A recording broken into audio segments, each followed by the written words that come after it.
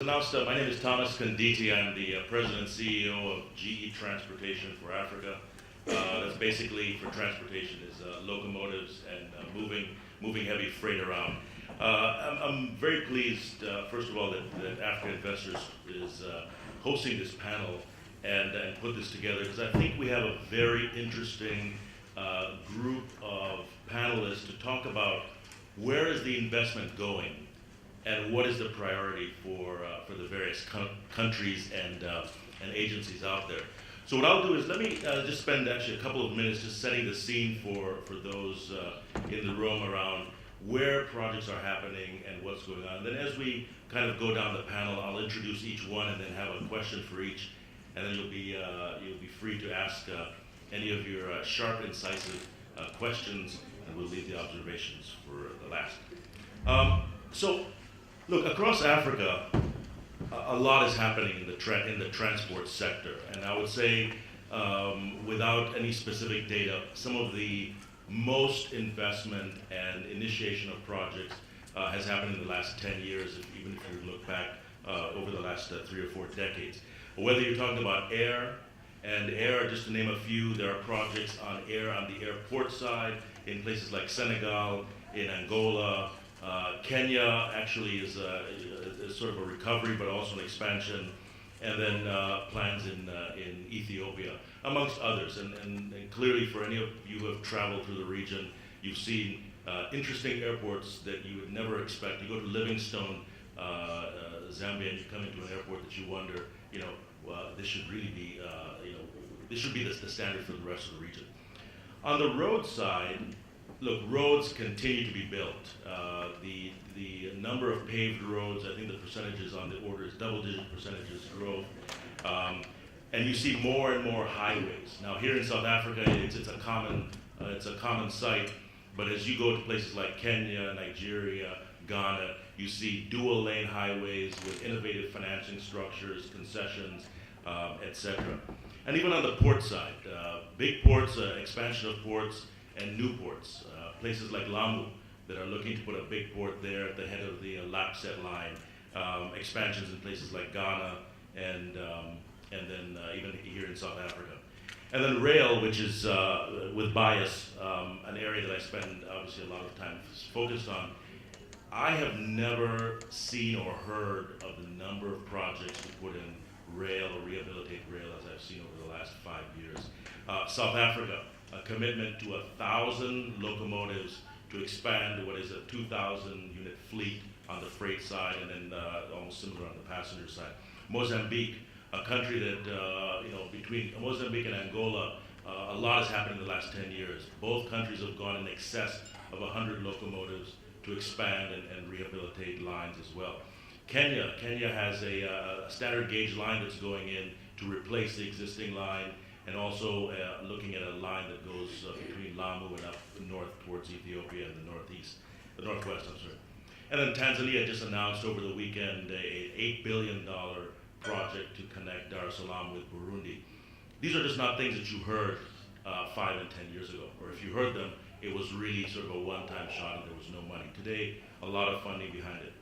Some of those funds financing is really driven by, I think a big player in the rail space, in the transport space, China. China has committed to over $45 billion only on the rail side. And that's going all the way from east to west and north to south. And then you see new players, sovereign wealth funds, project developers, private capital, all going in. So with that backdrop of all of this, I think, exciting investment opportunity, investment space, and movement.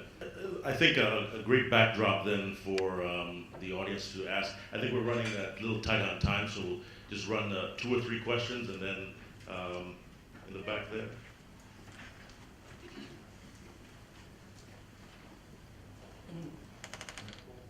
And please make it a question. Thank you. Just a comment that complements what the DDG said as well as the last speaker said. My name is Peter Williams. I'm a non-executive director of Transnet. I think yesterday after I identified myself as an attorney, there were quite a lot of comments, lawyer comments there. So I'll stick to being a member of Transnet. what I want to say is that the government is the sole shareholder of Transnet, and its dividend policy is not to take the profits, but to use that to further capitalize the company. Now, Transnet as a company has committed to invest 316 billion over the next 7 years. I think Thomas alluded to the fact that there's more than 1,000 locomotives that's been purchased. Last year, the contract was awarded. There's already been delivery of more than 100 locomotives. And I think what's quite good is that it's being assembled in South Africa, in Kuduspoort. So there's a big local content element to that multi-billion rand contract. And there's lots of major spin-offs to that. But other than that, the organization is also investing in rail and road expansions, ports. Just last month, I think we opened the widening of the berths in Kugan, close to Port Elizabeth. The deepening of certain ports are on the cards. There's also major investments in Africa. Right now, we're busy with feasibility studies for rail to Swaziland, South Africa, Swaziland, as well as South Africa, Maputo. But what's happening in the company right now is that you'll see that certain major multi-billion rand contracts were awarded last year. There's actual delivery there now. What we intend to do is replicate the model in the rest of Africa as well. We've got an Africa strategy, and we're busy working. Can I just respectfully ask if we can just tighten to the question, and then we'll come to it. Maybe just the last comment I think that's relevant is just the funding model. You'll find that 2/3 of our requirements are being self-funded.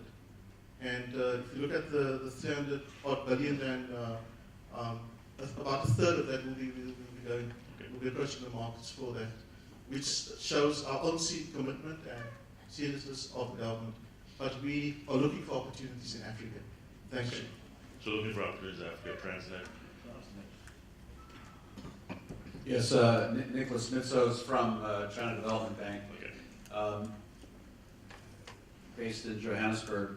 One thing I want to comment on is the scale of what's going on in sub-Saharan Africa. You know, the estimate is that 1.3 billion people will be out of the population in the next 35 years.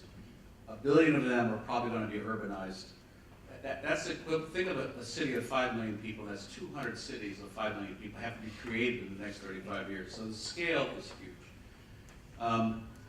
But I want to get to the point about China specifically. CDB is the largest lender in Africa. It's bigger than World Bank and the DFI is all combined in the last 5 years. Our unit is the private equity division of CDB. We have, in the last 6 years, done close on $30 billion worth of investments in 80 projects in 34 countries. So we're very active. But what's changing now, there are 2 big points I want to make. First is that from the president of China on down, we're changing the model in the sense that now CDB and CAF Fund want to be more multilateral. That means more non-Chinese investors, lenders, operators, contractors, construction companies. All that is one big change. The second change is promoting infrastructure and energy investment and de-emphasizing the extractive industries, which was the earlier phase. So the main point I want to make is that we have $25 billion to put the work in the next 3 years here in Africa. So, and maybe even more than that. That's just from CDB and from the private equity division. So that's not really a question, it's more of a comment though, that we're ready to work with the likes of Goldman Sachs and GE and other American companies especially.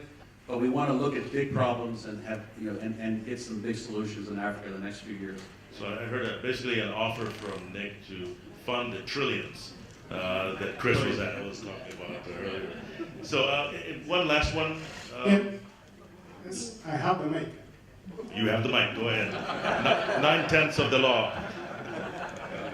A comment or a question? Let me just a brief observation. Okay. I'm Kongo from IGAD Secretariat in the Horn of Africa. Coming from maybe some of the issues which have been raised there relate to the so-called fragile states. It's not a very politically correct term, but just allow me to use it. And from where I come from, we have South Sudan, we have Somalia. And from meeting from yesterday, the discussions we have had are more to do with function of governments and where the private sector is very active. So maybe my observation or my comment is, and what should we do, or what can happen to these countries where they are coming either reconstruction from war, they can't even afford the infrastructure, maybe because that is what might be the only way to spur the growth or for them to get out of the problems they are in. Thank you. Okay, thank you. So I think we'll finish with that one question. If somebody wants to take if you have no money, how do you get started on infrastructure? I think that's what my summary of, and I think there's an answer. So let's see. Maybe I'll start with some of those who have the money. So Bruno, I'll turn it over to you. No, because the DDG is also part of the KfW group. I think in these particular cases, you have to rely on donor funding, because that's the only sustainable solution. Because the private sector, we need an investor, and it's difficult to imagine that a private investor is going to a country which is fragile, the fragile state, which is a post-conflict country, and so on, because he requires this regulative framework, this rule of law, because he would like to invest in an environment, in a policy environment, in which he can expect that he will get his money back, and that he can also earn a decent rate of return.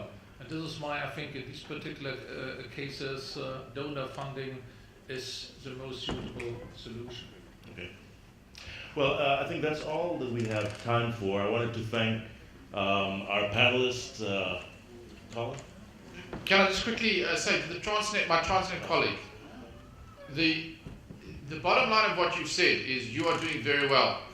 The argument I was postulating is not that you're not doing well, but that you can move faster, more aggressive, accelerate your projects by doing what I described. Okay, so there's no reason why being a sole shareholder should be an ideological sort of, and I'm not suggesting you are saying that, but I'm saying there's no reason why that should stop us from raising the capital to help you, Transnet, do more quicker.